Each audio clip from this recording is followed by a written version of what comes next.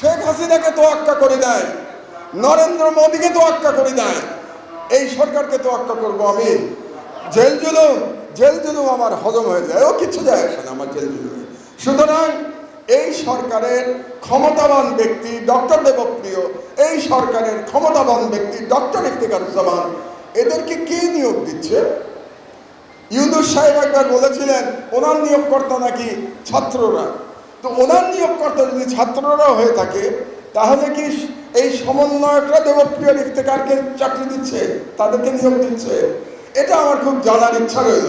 আর এটা যদি না জানে, তাহলে সমন্বয়কদের যে সকল প্রতিনিধি এখানে আজকে উপস্থিত আছেন, তারা যান, দেবপ্রিয়র সাথে বসেন এবং আপনারা দেবপ্রিয়কে জিজ্ঞাসা করেন যে ট্রানজিট নিয়ে আপনার ভূমিকা কী ছিল। এটা আমি দেখতে চাই যে ইয়াং জেনারেশন দেবপ্রিয়কে জিজ্ঞাসা করবে, ট্রানজিট নিয়ে আপনার ভূমিকা পরিষ্কার করেন জাতির কাছে। আমি আর বক্তব্য খুব বেশি দীর্ঘায়িত করব না, কিন্তু এই কথাগুলো খুব গুরুত্বপূর্ণ। বিপ্লবের মর্মবাণী উপলব্ধি করার জন্য গুরুত্বপূর্ণ। আমি চেতনা শব্দটা ব্যবহার করলাম না, একটা ঘৃণিত শব্দ চেতনা।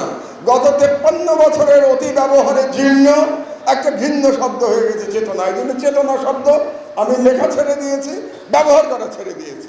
এই চেতনা শুনতে শুনতে আমি বলতে চাই মর্মবাণী। গরম গরম রুটি, সাথে সুজির হালুয়া, দুর্দান্ত জুটি, তীর আটা ময়দার সুজি, কারণ তীর ছাড়া আমার চলেই না। বিপ্লবের মর্মবাণী উপলব্ধি করতে হবে আমাদেরকে। সেই কারণে আমি বলছি, ইনশাআল্লাহ আমার দেশ পুনঃপ্রকাশ হবে, ইনশাআল্লাহ আমার দেশ পুনঃপ্রকাশ হবে। আমার সাথে, এবং আমি আশা করি এবং আমি বিশ্বাস করি, এই সরকারের অধিকাংশ উপদেষ্টা আমার দেশের ব্যাপারে সহানুভূতিশীল। তারা চান যে আমার দেশ চালু হোক। কিন্তু এখানে দেবপ্রিয়রা আছেন, ইফতেখারুজ্জামানরা আছেন, এখানে দেবপ্রিয় এবং ইফতেখারুজ্জামানদের যে সোশ্যাল মিডিয়া প্রমোট করে সেই সোশ্যাল মিডিয়া আছে, এবং এদের প্রশাসনে দোসররা আছে। তারা আমার দেশের পুনঃপ্রকাশ চায় কিনা এটা নিয়ে আমার সন্দেহ আছে। কাজে এই ব্যাপারে আপনারা সাবধান থাকবেন, সচেতন থাকবেন। তবে যদি আমার দেশ প্রকাশে কোনো রকম বাধা সৃষ্টি করা না হয়, তাহলে আবার আমরা রাজপথে আন্দোলন শুরু করব। রাজপথে তো আমাদের কোনো ভয় নাই, রাজপথের আন্দোলনকে তো এই সরকার আটকাতে পারবে না। তো আমি আশা করতে চাই এই সরকার, আমাদের সরকার আমি বলতে চাই, কারণ এই সরকার আবু সাঈদের, শহীদ আবু সাঈদের রক্তের উপর দিয়ে প্রতিষ্ঠিত। যে সরকার শহীদ আবু সাঈদের রক্তের উপর দিয়ে প্রতিষ্ঠিত, সেই সরকারকে বলতেই হবে আমাদের সরকার।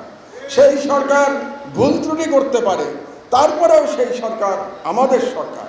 সেই সরকারের ভুলগুলো দেখিয়ে দিতে হবে। সেই সরকারে যদি ফ্যাসিবাদের দোসররা থাকে, তাদের বিরুদ্ধে আমাদের আন্দোলন করতে হবে। সরকারকে বলতে হবে এই ফ্যাসিবাদের দোসরদের আপনারা সরিয়ে দেন, কিন্তু সরকারকে সহযোগিতা করতে হবে যতক্ষণ না পর্যন্ত এই সরকার হাসিনার মতো দিল্লির কাছে আবার সারেন্ডার না করে। দিল্লির ব্যাপারে আমাদের কোনো কম্প্রোমাইজ নাই, এটা পরিষ্কার করে আমি বলে দিতে চাই। দিল্লির ব্যাপারে আমার দেশ এবং আমি ব্যক্তি মাহমুদুর রহমানের কোনো কম্প্রোমাইজ নাই।